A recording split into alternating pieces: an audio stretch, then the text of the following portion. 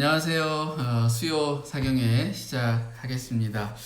확진자가 지금 많이 늘고 있어서 좀 염려가 되고 있습니다. 또 건강 잘 지키시고요. 매일매일 늘 조심하시기를 바라겠습니다. 늘 기도하고 또 함께 주 안에서 또 힘을 얻고 평안을 누릴 수 있기를 바라겠습니다.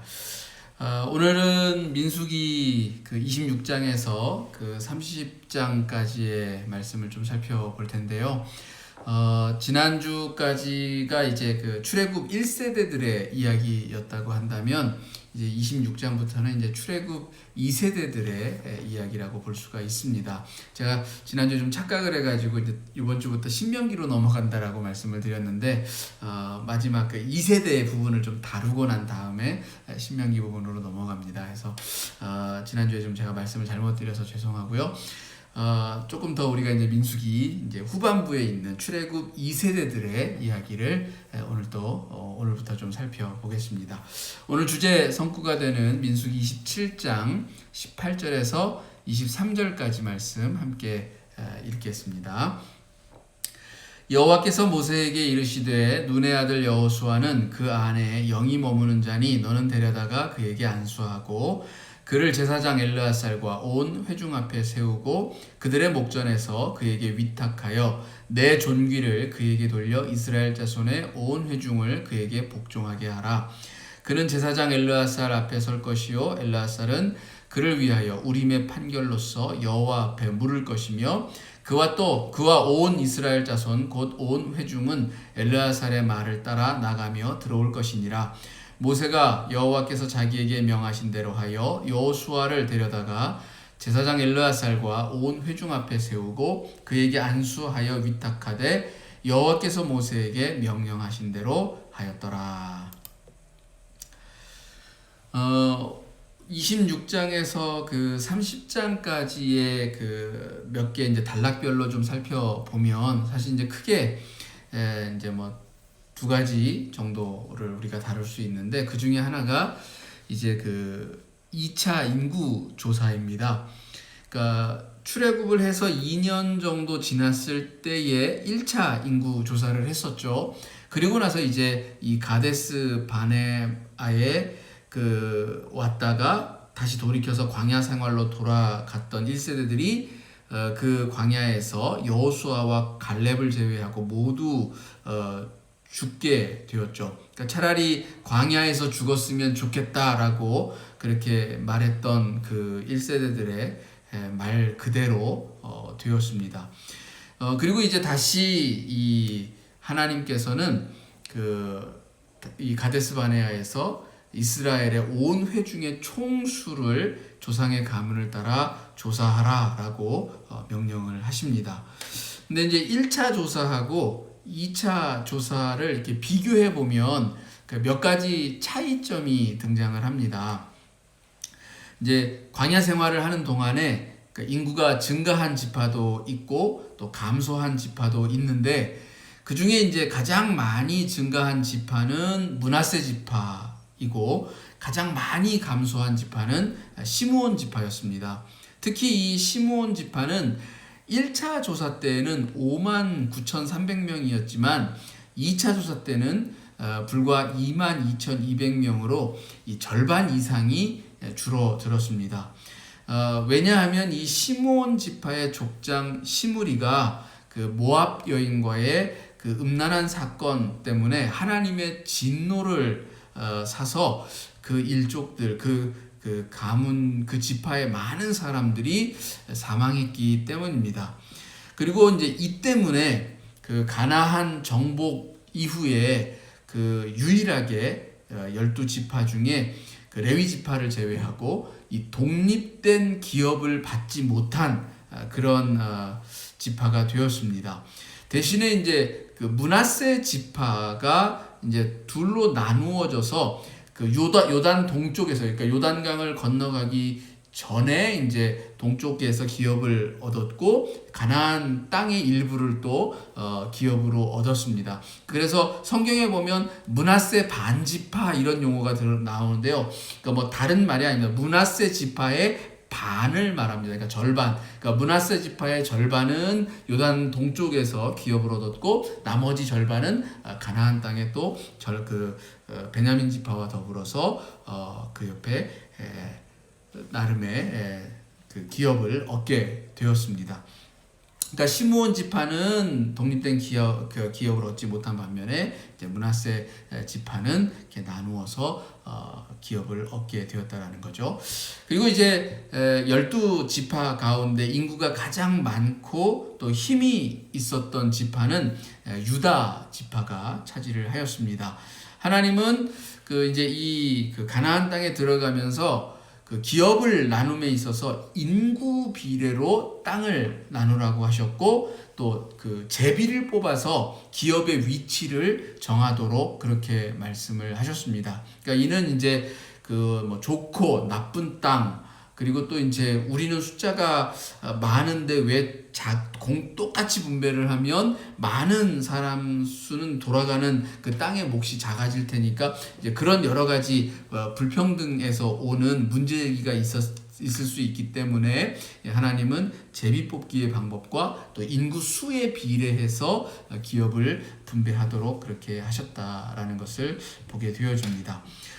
그리고 이제 27장에서는 이제 모세의 후계자인 여호수아를 세우게 되어지고 그 28장에서 30장까지는 이제 가나안 땅에서 지켜야 할 제사와 제물에 관한 말씀을 전하고 있습니다. 하나님은 제물을 이렇게 정한 시기에 드리도록 그렇게 정하셨고요.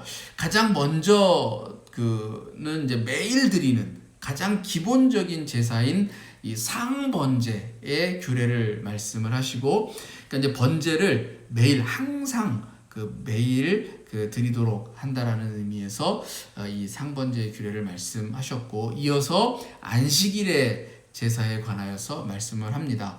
그 안식일에는 매일 드리던 이 상번제의 2배의 제물을 드리고 또 매월 초 하루에는 상번제와 더불어서 속죄의 제물을 함께 드리도록 그렇게 명령을 하셨습니다. 그리고 이어서는 이제 유월절과 칠칠절, 초막절 등의 이 절기의 제사와 제물에 관하여서 그 규례를 제정하시고 또 선포하게 하셨습니다. 이런 것들을 통해 보면 우리가 이제 예전에 여러 가지 제사법을 통해서도 이렇게 좀 배웠지만 사실 이제 하나님을 예배하는 삶, 그러니까 신앙인으로서의 생활, 그래서 말하자면 생활 신앙이 되어야 한다라는 제가 말씀을 드리기도 하는데요.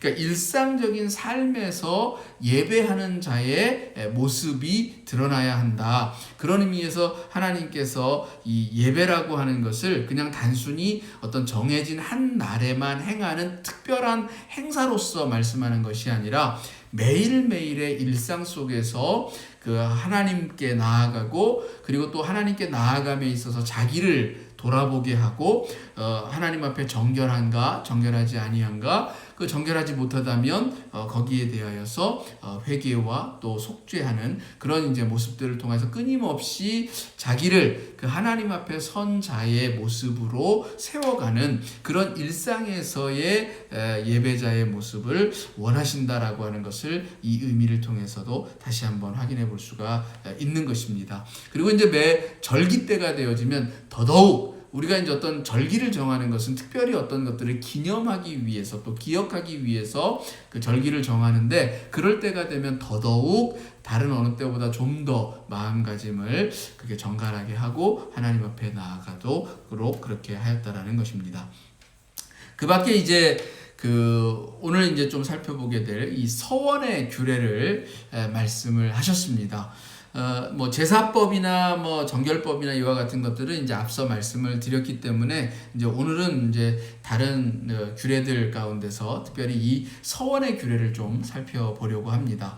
이 서원의 규례는 남자의 서원과 여자의 서원을 좀 구별을 하고 있습니다. 먼저 서원이라고 하는 것은 어떤 위급한 상황이나 특별한 이유를 가지고 그러니까 자신보다 높은 권세를 지닌 존재의 이름을 걸고 약속이나 맹세를 하는 것, 이것을 말합니다. 그러니까 우리가 그냥 뭐 이렇게 흔히 그러니까 우리 엄마 이름으로 우리 아빠의 이름을 걸고 뭐 이렇게 이야기를 한다든지 하는 뭐 이제 그런 행위와 같다라고 볼 수가 있겠죠. 근데 뭐 우선은 이 서원한 것, 그러니까 이것은 반드시 지켜야 하는 것이 기본 원칙입니다. 그러니까 성경에서는 이 서원을 굉장히 중요하게 다루고 있고 또 서원을 한 사람이 그 약속을 반드시 지켜야 하는 것으로 그렇게 이제 말씀을 전하고 있습니다. 우리가 이제 읽진 않았지만 오늘 이제 해당되는 텍스트에 30장 2절에 보면 사람이 여호와께 서원하였거나 결심하고 서약하였으면 깨뜨리지 말고 그가 입으로 말한 대로 다 이행할 것이니라 이렇게 말하고 있죠. 그런데 이제 여자의 서원은 조금 다릅니다. 그러니까 남자는 서원을 했으면 반드시 이렇게 지켜야 했지만 여자의 서원은 그 후에 이제 30장 3절에서 8절 또 30장 9절 뭐 이런 데 살펴보면 먼저 혼인 전에는 아버지에 의해서 그리고 혼인 후에는 남편에 의해서 취소가 될 수가 있었습니다. 그리고 또 이제 이혼한 여인이나 과부의 서원은 또 반대로 반드시 지켜져야 했다라고 그렇게 기록을 하고 있습니다. 그러니까 이것은 당시의 사회의 어떤 문화가 좀 반영되어져 있는 것인데요. 여자가 남자보다 어떤 직계상 아래에 있다라고 이해를 했기 때문에 그렇습니다. 그러니까 우리가 이제 자기보다 높은 사람에 의해서 약속한 것이 취소가 될 수 있다라는 거죠. 이제 제가 이제 뭐 가령 예를 들어서 누군가를 그보다 힘이 센 사람이 나타나서 너 그거 하지 마라고 하면 안 할 수 있다라는 거죠. 그러니까 이제 그런 식의 이해는 이제 아무래도 이제 당시 사회가 남자를 좀 더 우위에 놓고 보는 그런 이해가 반영이 되었다라고 볼 수가 있는 것입니다. 그러니까 이것은 신약 시대까지도 사실 계속 이어집니다. 그래서 우리가 이제 바울 서신서라든지 이런 신약 성경에도 보면 남자는 여자의 머리가 된다라고 이렇게 이해되기도 하고 또 당시에 거의 대부분의 세계가 사실 이런 이해를 가지고 있었을 뿐만 아니라 그런 이해가 20세기 초까지 불과 얼마 안 됩니다. 그러니까 여성들이 오늘날 이제 좀 더 평등하고 그 자체로서 이렇게 동등한 그런 존재의 의미를 지닌다라고 하는 것을 인식하기까지 굉장히 오랜 세월이 걸렸다라는 거죠.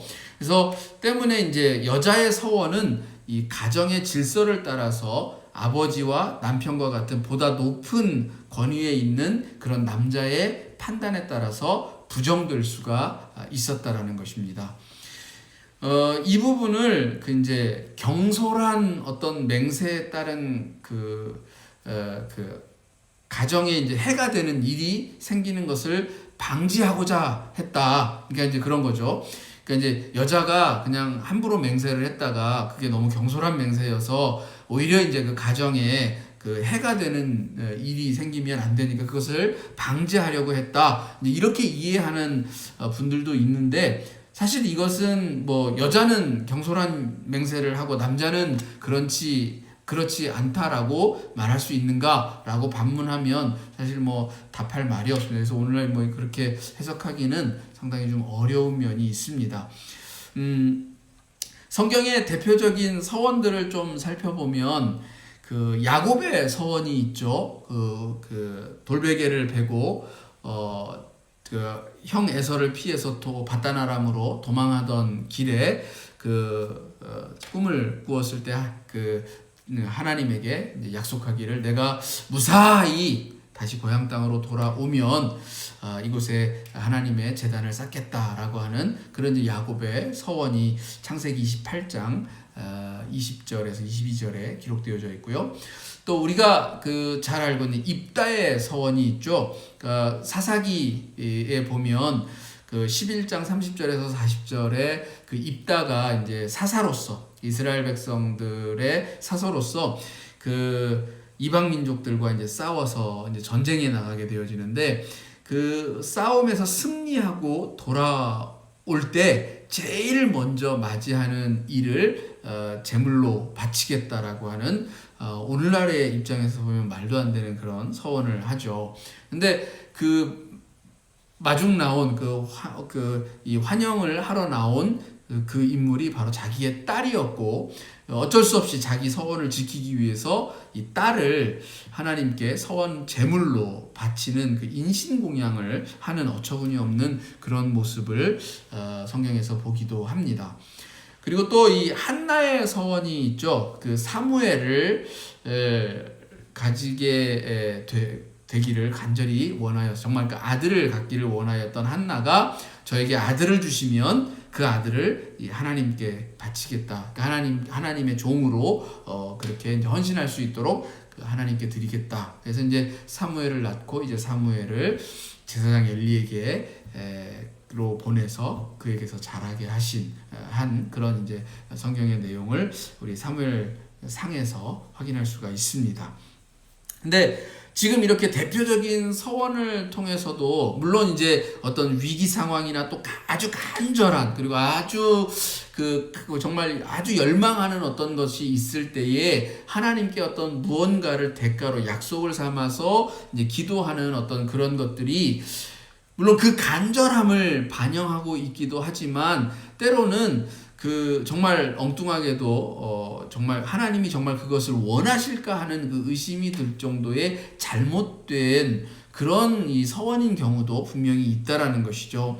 그래서 그 예수님은 마태복음 5장 33절에서 37절에 보면 이렇게 말하고 있어요. 또 옛사람에게 말한 바 헛 맹세를 하지 말고 내 맹세한 거를 주께 지키라 하였다라는 것을 너희가 들었으나 나는 너희에게 이르노니 도무지 맹세하지 말지니 하늘로도 말라. 이는 하나님의 보좌임이요 땅으로도 말라. 이는 하나님의 발등상임이요 예루살렘으로도 말라. 이는 큰 임금의 성임이요 내 머리로도 말라. 이는 내가 한 터럭도 희고 검게 할 수 없음이라. 오직 너희 말은 옳다 옳다 아니라 아니라 하라. 이에서 지나는 것은 악으로 쫓아나느니라. 이렇게 말씀합니다.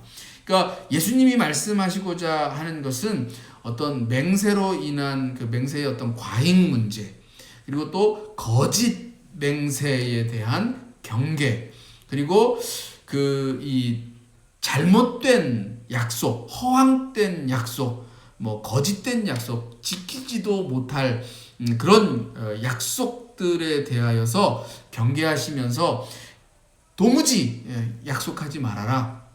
아무 약속도 하지 말아라 라고 하는 것을 이야기하고 계십니다. 오히려 이제 그와 같은 이런 약속들은 악으로 쫓아나온 것이다 라고 말씀하실 정도로 굉장히 강하게 부정을 하셨는데요. 사실 이렇게 무언가 간절한 열망을 반영하는 한편에 좀 더 해학적인 그런 요소들이 많이 담겨 있는 어떤 그런 것들이 있을 수 있기 때문입니다. 그러니까 말도 안 되는 것을 구하면서 또 더 말도 안 되는 어떤 약속들을 하는 것 자체가 예수님이 보시기에는 너무나도 그 본질 자체가 악함의 기원을 두고 있다라고 보는 것이었던 것입니다.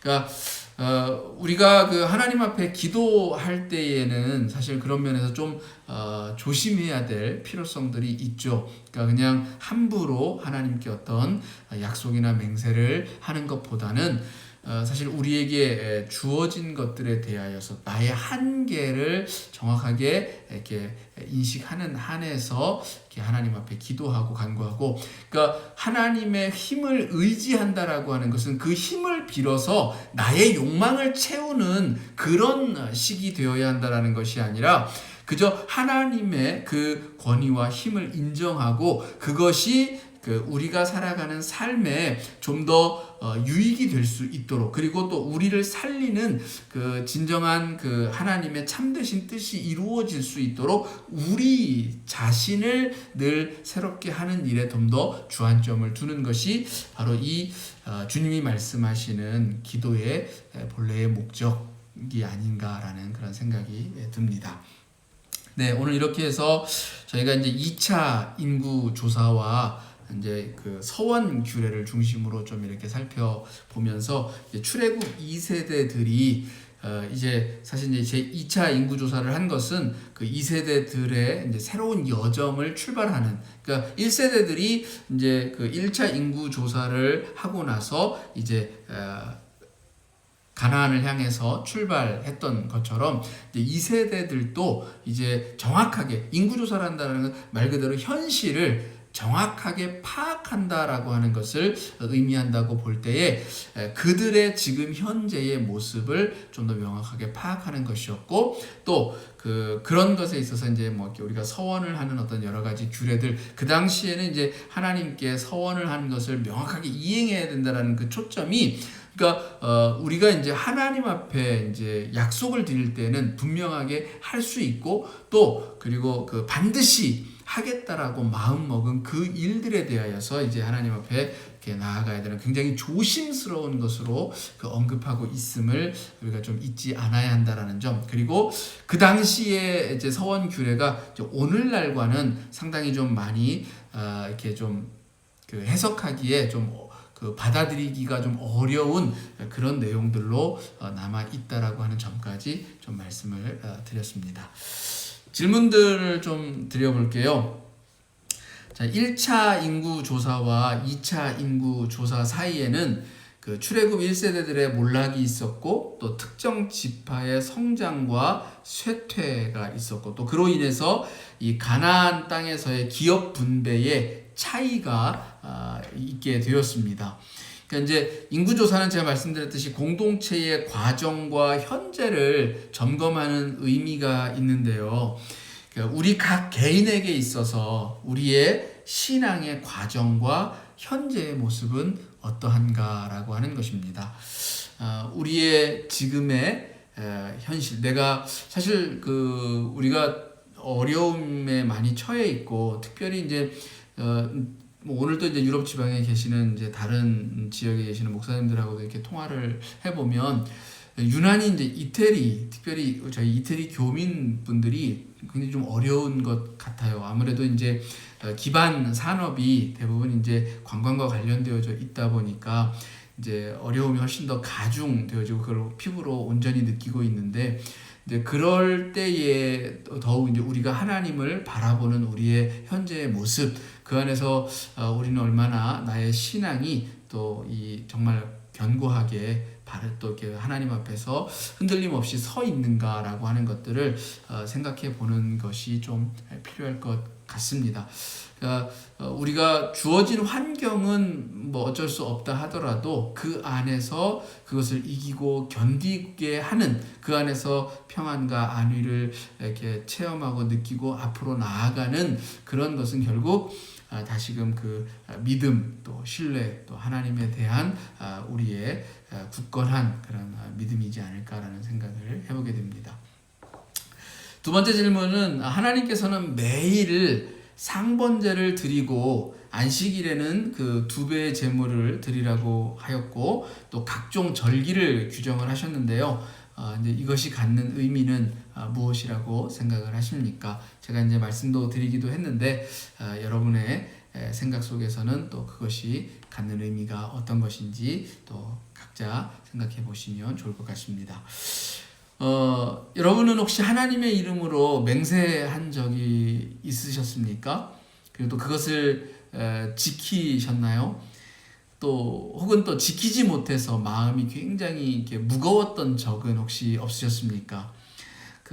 여러분 그때 맹세할 때에 그 맹세를 하게 되었던 이유는 무엇입니까? 그리고 또 지키지 못했다면 왜 그것을 지키지 못했다라고 생각을 하십니까? 그리고 또 맹세를 했을 때와 하지 않았을 때의 그 마음가짐에는 어떤 차이가 있습니까? 그리고 맹세는 여전히 우리의 지금 현재 신앙 생활 가운데에도 필요하다라고 생각을 하십니까?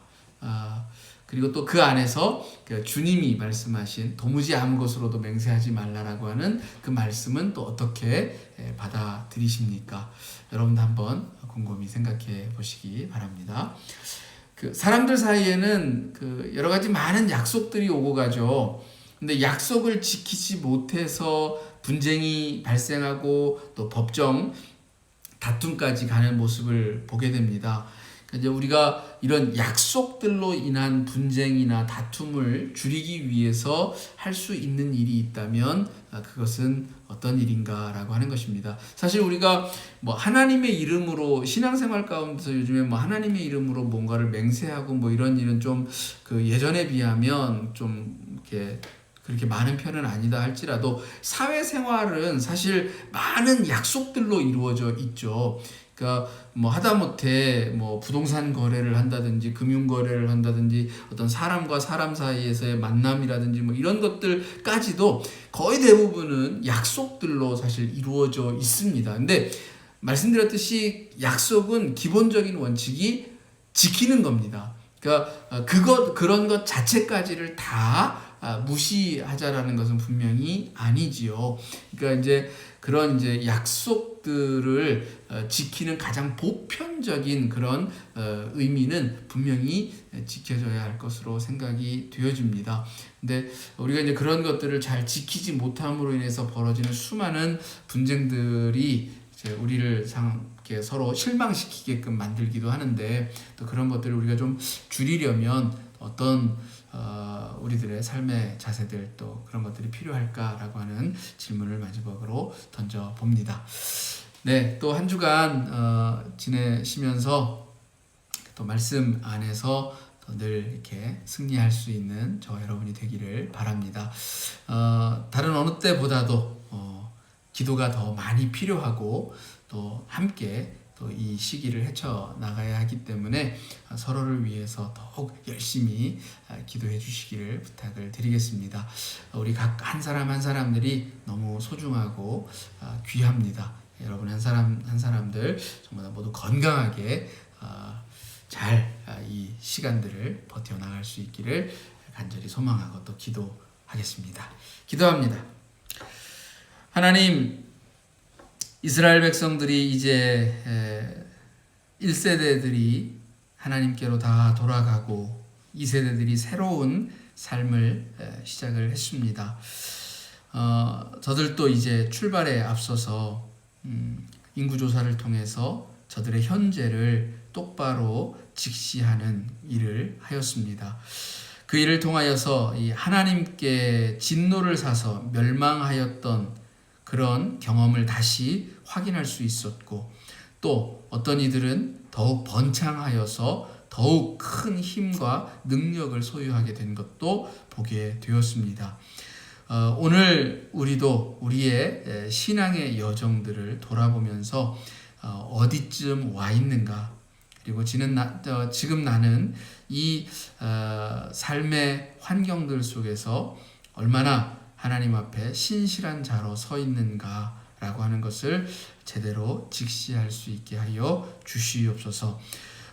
결국 하나님께로부터 기업을 얻고 또 하나님께로부터 은혜를 받아 누리게 되는 것, 그것은 결국 오늘 우리의 삶의 모습이 어디에 있는가를 통해서 결정이 되어지는 것을 알 수가 있습니다. 하나님 더욱 주를 바라보게 하시고 하나님의 진노를 사는 행위가 아니라 하나님을 기쁘시게 하고 또 하나님의 그 신실하심에 기대어서 또 이 믿음의 삶을 견실하게 살아갈 수 있게 하여 주시옵소서.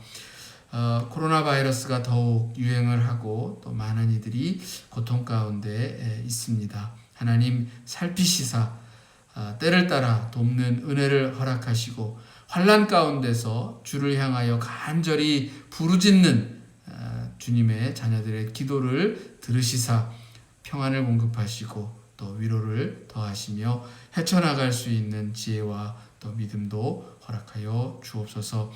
모든 것이 주께 있는 줄로 믿습니다. 오늘 우리에게 주님이 말씀하시듯이 이 세상의 모든 것이 다 하나님의 것인데 우리가 굳이 그와 같은 것들을 두고 헛된 맹세를 하기보다는 우리에게 주어진 것들에 대하여 감사하고 때로 하나님의 뜻을 살피며 더욱 하나님께 가까이 나아가는 저희들이 되기를 열망하며 또 소망하며 기도합니다. 감사합니다. 주의 백성들을 지키실 줄로 믿고 예수님의 이름으로 기도드립니다. 아멘. 감사합니다.